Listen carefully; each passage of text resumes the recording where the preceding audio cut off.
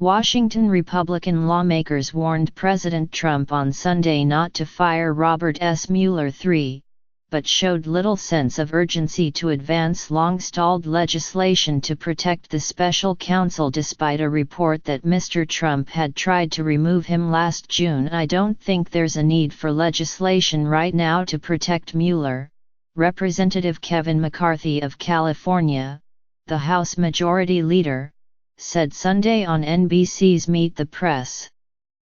"Right now there's not an issue. So why create one when there isn't a place for it?" Mr. McCarthy's comments, similar to those made earlier by other Republicans, come amid bipartisan outrage over a report last week in the New York Times that Mr. Trump sought in June to fire Mr. Mueller, who is investigating Russian interference in the 2016 election. The president backed down only after Donald F. McGahn II, the White House counsel, threatened to quit rather than execute Mr. Trump's order. Democrats immediately seized on the report, saying they would try to ensure that continuing budget negotiations included legislation to protect the special counsel. But on Sunday, even Republicans who have backed such a bill appeared to settle instead on providing a warning to the president. "It's pretty clear to me that everybody in the White House knows it would be the end of President Trump's presidency if he fired Mr. Mueller," Senator Lindsey Graham, Republican of South Carolina, said on ABC's This Week.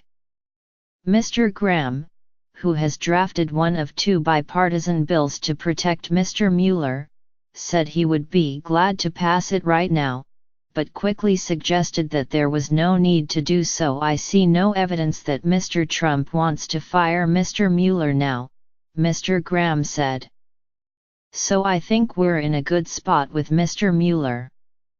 Senator Susan Collins, a moderate Republican from Maine, said on CNN's State of the Union that it probably wouldn't hurt for Congress to pass legislation, but added that she had faith in Deputy Attorney General Rod J. Rosenstein, who oversees Mr. Mueller, to protect him. Democrats, on the other hand, say the threat is real and pressing. Senator Chuck Schumer, the Democratic leader, said Friday that the new disclosures made it urgent for Congress, which Republicans control, to act. "The most important thing Congress can do right now is to ensure that Special Counsel Mueller's investigation continues uninterrupted and unimpeded," Mr. Schumer said then. Senator Richard Blumenthal, Democrat of Connecticut, said in an interview on Sunday, "If there is a will to move forward,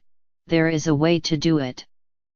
The question is, will our Republican colleagues muster the political fortitude to do it?" Senate Republicans moved quickly last August amid speculation that Mr. Trump might fire Mr. Mueller for investigating beyond his perceived mandate.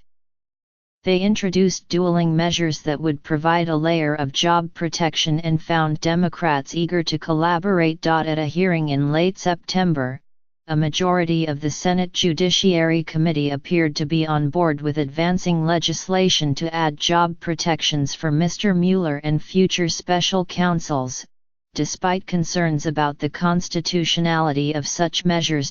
Both bills under consideration would empower a panel of federal judges to review the case for firing the special counsel and render a judgment about whether there was good cause to do so, the standard required by the law governing special counsels. The difference is when to do so.